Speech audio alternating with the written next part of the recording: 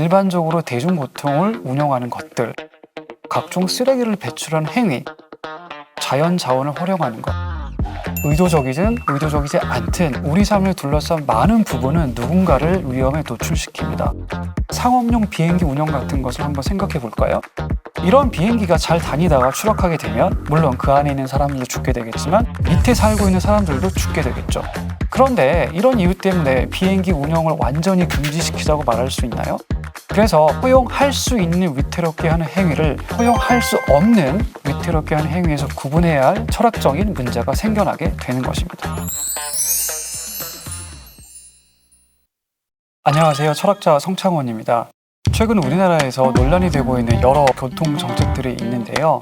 대부분 안전운전과 관련된 것입니다. 어린이 보호구역에서 30km 이하로 서행을 해야 하고요. 도심 최고 속도를 시속 50km 이상 우리가 할 수가 없습니다.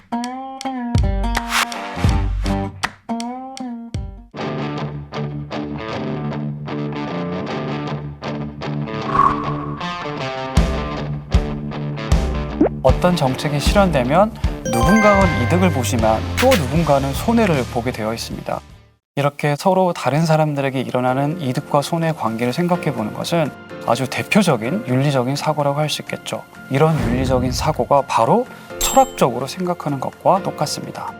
먼저 우리는 타인을 위태롭게 하는 행위가 무엇인지 이해할 필요가 있습니다. 위태롭게 하는 행위란 말 그대로 누군가를 위험에 노출시키는 그런 행위입니다. 상대방이 위험에 노출돼서 실제로 해를 입었는지 여부는 중요하지 않습니다. 누군가가 해를 입을 가능성에 노출되기만 하면 바로 그것은 위태롭게 하는 행위가 되는 것이죠. 이제 운전은 위태롭게 하는 행위의 대표적인 예라고 할 수 있습니다. 우리가 운전을 할 때 아무리 조심하더라도 보행자나 다른 사람이 다치게 될 가능성이 조금이라도 생기기 때문이죠. 중요한 점은 이렇게 타인을 위태롭게 하는 행위가 우리 삶의 많은 부분을 구성하고 있다는 것이죠. 특히 나의 행위가 원인이 돼서 그 결과로 누군가가 위험에 노출될 수 있는 그 인과관계를 유연하게 해석한다면 더욱 그렇습니다. 그렇기 때문에 이런 종류의 행위에 관해서 철학적으로 반성해 보는 것이 매우 중요한 일이 됩니다.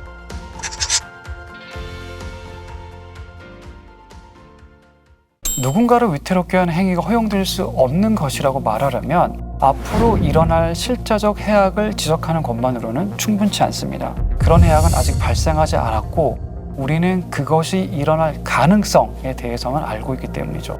그런데 우리 행위가 실제로 남에게 해악을 입히지는 않았지만 단지 그 해악에 노출시켰다는 사실만으로도 그 행위는 허용 불가능할 수 있습니다. 평소에 매우 부주의하게 운전하는 사람을 한번 생각해 볼까요? 이 운전자는 교통신호를 전혀 지키지 않고 대부분 과속합니다. 그런데 그냥 운이 좋아서인지 평생 동안 사고를 한 번도 일으키지 않습니다. 우리는 이런 사례를 보면서 어떤 생각을 하게 되나요? 그런 운전자는 운전대를 절대로 잡아서는 안 된다고 생각할 것입니다. 그 사람이 부주의하게 운전해서 다른 운전자나 보행자를 사고 위험에 노출시켰다는 그 사실만으로도 과속 행위는 허용 불가능하다고 생각하는 것이 매우 자연스럽다는 것이죠. 이렇게 아직 일어나지 않은 어떤 해악 그리고 그것이 일어날 가능성의 관점에서 행위의 허용 가능성을 생각하는 것은 사전적인 형태의 추론이라고 하겠습니다. 최근 학계의 연구 흐름을 보면 사후적이 아니라 사전적인 관점에서 여러 도덕적인 문제를 생각해보자는 주장이 많이 발견됩니다. 앞에서 언급한 것처럼 사실 우리 삶을 둘러싼 많은 부분은 누군가를 위험에 노출시킵니다. 운전행위는 말할 필요도 없고요. 대중교통을 운영하는 것들, 각종 쓰레기를 배출하는 행위, 그리고 심지어는 국가에서 수행하는 각종 공적인 사업이나 공사, 육교나 다리를 짚는 것 등을 한번 생각해 보십시오.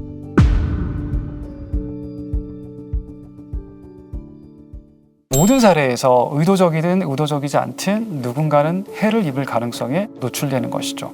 그런데 모든 위태롭게 하는 행위가 단지 타인에게 위험을 함축한다는 그 이유만으로 반드시 금지되어야 한다는 그런 주장은 터무니없어 보입니다.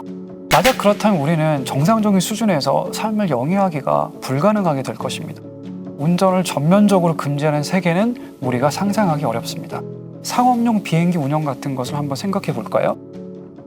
비행기가 잘 다니다가 추락하게 되면 물론 그 안에 있는 사람들도 죽게 되겠지만 밑에 살고 있는 사람들도 죽게 되겠죠.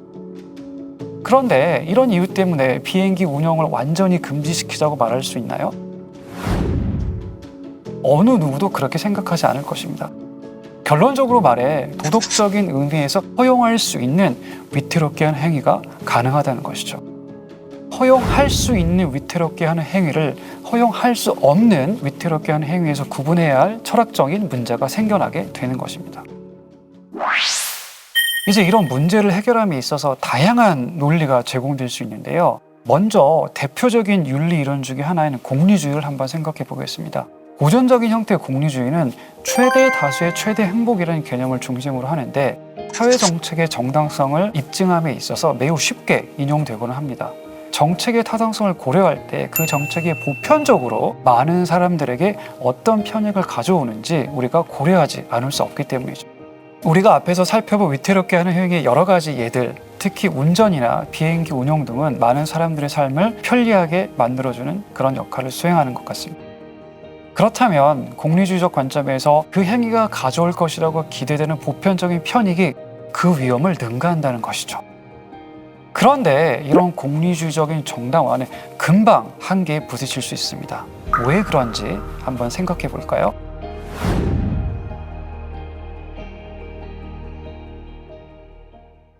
미국의 철학자 스캔넌이 드는 예는 다음과 같습니다. 수백만 명의 시민 중에서 그들의 동의 없이 무작위로 몇 사람을 선별해서 그들을 극심한 고통을 유발하는 의학실험 대상자로 만드는 경우를 생각해 볼까요? 이런 실험은 많은 사람을 살릴 수 있는 신약 개발에 반드시 필요합니다.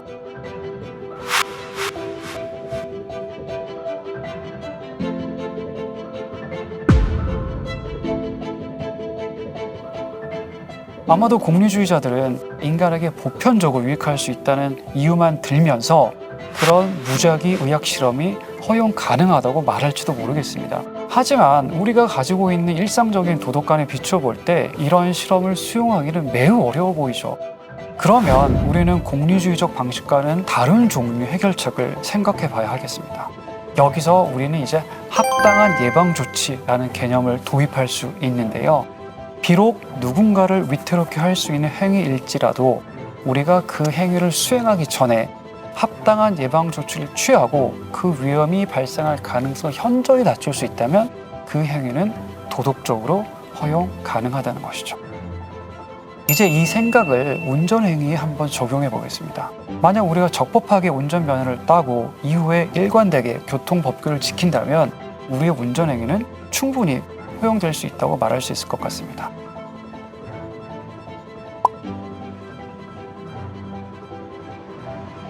앞에서 말한 의학 실험에 의해서는 그런 조치가 전혀 취해지지 않았음을 우리가 간파할 필요가 있습니다. 단순히 많은 사람 중에서 소수를 뽑았기 때문에 한 개인이 위험에 노출될 가능성이 낮아진 것이지 그 가능성 자체를 낮추기 위해서 어떠한 적극적인 조치도 이루어지지 않았죠. 기본적으로 합당한 예방조치라는 생각은 위험이 발생할 가능성을 현저히 낮추기 때문에 도입되는 개념임이 분명한데요. 그런데 이 개념은 위태롭게 하는 행위 허용 가능성을 이해함에 있어 또 다른 중요한 역할을 합니다.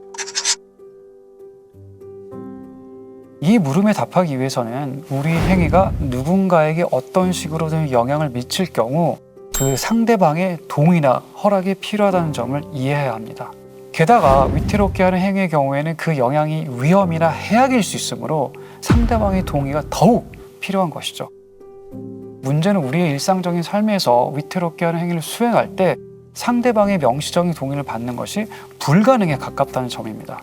보행자가 명시적으로 허락을 할 때에만 우리가 운전을 할 수 있다고 말한다면 이는 현실적이지도 않고 그냥 터무니없는 그런 주장으로 보입니다.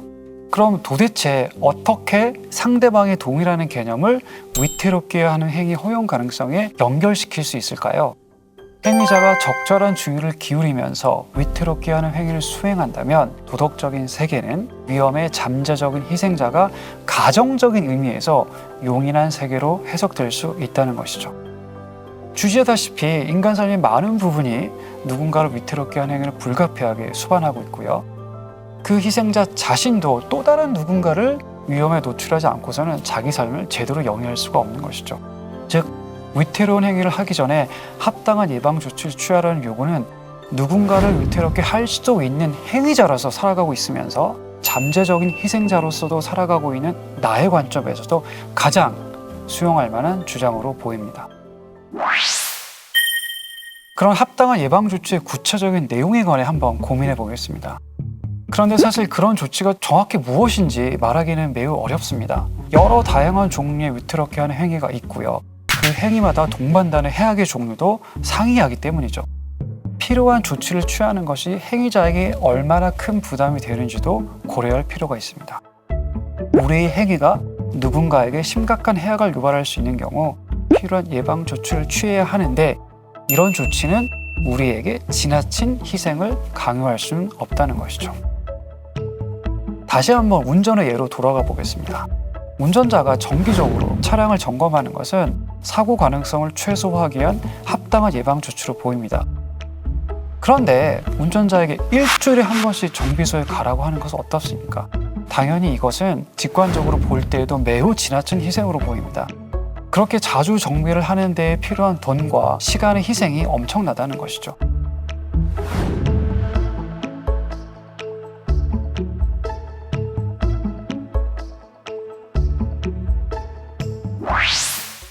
이제 지금까지 살펴본 생각을 최근 우리나라에서 여러 논란이 되고 있는 교통정책에 한번 적용해 보겠습니다. 앞에서 말씀드린 것처럼 안전운전과 관련된 많은 정책이 있죠. 어린이 보호구역에서 서행을 해야 하고요. 도심에서 우리는 50km 이상 운전을 할 수 없습니다. 우선 결론적으로 말씀드리면 이런 모든 것이 반영된 운전 행위만이 정당화될 수 있는 주장이 가능할 것 같습니다. 자동차 운전은 누군가의 심각한 위험을 초래할 수 있는 인간의 대표적인 행위입니다. 하지만 그것은 인간 삶에서 매우 중요한 역할을 하기 때문에 반드시 허용되어야 하는 것이죠. 그리고 이것이 허용되기 위해서는 운전자의 측면에서 적절한 예방 조치를 취했다는 점이 전제되어야 할 것입니다. 앞에서 언급된 안전운전에 관한 다양한 규제는 과연 합당한 예방 조치에 해당할까요? 어떤 사람들은 도심에서 시속 50km 이상 주행하지 못하게 하고 건널목에서 무조건 정차하게 하는 것은 운전자에게 감당하기 어려운 수준의 요구라고 할지도 모르겠습니다. 우리는 그런 법규가 운전자에게 요구한 희생의 경중을 정확히 따져볼 필요가 있습니다. 그런 법규 아래에서는 당연히 더 빨리 못 가는 것에 대해 모종의 불만이 생길 텐데요. 운전자가 서행하지 않고 함부로 운전할 때 보행자에게 가해질 수 있는 신체적 해악의 엄중함이 너무도 분명하기 때문에 운전자의 심리적인 불만은 상대적으로도 그렇게 도덕적으로 중요하게 고려될 요소로 보이지 않습니다. 이런 이유로 인해서 우리나라에서 최근 시행한 각종 안전운전 정책은 모두 충분히 정당화될 만하다고 생각합니다. 어느 누구도 합당하게 거부하기 어려운 적절한 예방 조치라고 할 수 있는 것이죠. 약간의 귀찮음을 감수하면서 운전을 할 수 있는 세계가 운전을 전혀 못하게 하는 세계보다 우리에게 훨씬 낫습니다. 과속을 금지하는 교통법규를 지키기 위해 평소보다 조금 일찍 출발한다고 한들 그것이 여러분에게 절대 부당한 부담으로 여겨지지는 않을 것입니다. 지금까지 우리나라에서 많이 얘기되고 있는 여러 교통정책의 정당성에 관해서 철학적으로 한번 생각해 봤습니다. 이렇듯 철학은 우리가 삶에서 직접 경험하고 있는 여러 가지 현상과 제도를 깊게 성찰해 볼 수 있는 기회를 제공하는 것이죠. 여러분을 둘러싸고 있는 모든 문제가 철학함의 대상이 될 수 있습니다.